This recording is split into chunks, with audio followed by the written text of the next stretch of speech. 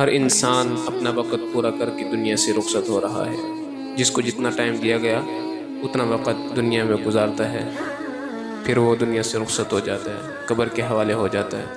آنے کی ترتیب ہے، پہلے دادا آتا ہے، پھر باپ آتا ہے، پھر پوتا دنیا میں آتا ہے، لیکن جانے کی کوئی ترتیب نہیں ہے۔ دادا بیٹھا ہوتا ہے، پوتا پہلے دنیا سے رخصت ہو جاتا ہے، باپ بیٹھا ہوتا ہے، بیٹا اس سے پہلے دنیا سے رخصت ہو جاتا ہے۔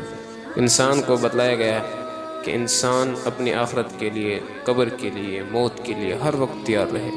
نامعلوم کس وقت ملک الموت فرشتہ روح قبض کرنے کے لیے آ جائے، اور بہت سارے لوگ دنیا سے چلے جاتے ہیں، ان کی موت کا وہم و گمان بھی نہیں ہوتا۔ حضور سرور کائنات صلی اللہ علیہ وسلم نے ارشاد فرمایا، بچہ ماں کے پیٹ میں ہوتا ہے، ابھی پیدا نہیں ہوتا، ماں کے پیٹ سے باہر نہیں آتا کہ دو چیزیں اس کے بارے میں لکھ دی جاتی ہیں۔ حضرت سعید بن مسیب رحمۃ اللہ علیہ فرماتے ہیں، اللہ پاک فرشتوں کو حکم دیتے ہیں کہ دو چیزیں لکھ کر بچے کے گلے میں لٹکا دو۔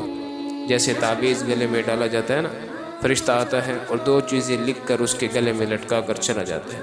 پوچھا گیا، یا رسول اللہ صلی اللہ علیہ وسلم، وہ کون سی دو چیزیں ہیں؟ فرمایا، یکتب اجلہ و رزقہ، ایک انسان کی موت لکھ دی جاتی ہے۔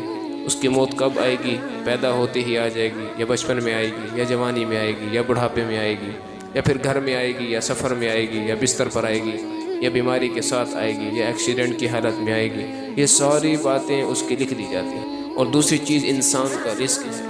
ابھی بچہ ماں کے پیٹ میں ہے، اس کے رزق کا فیصلہ ماں کے پیٹ میں کر دیا جاتا ہے۔ اس کو رزق کتنا اور کہاں سے ملے گا؟ جس رزق کی خاطر انسان دن رات ایک کر دیتا ہے، مارا مارا پھرتا ہے، کبھی ادھر سے کبھی ادھر سے، لیکن ملتا وہی ہے جو انسان کے مقدر میں لکھا جاتا ہے۔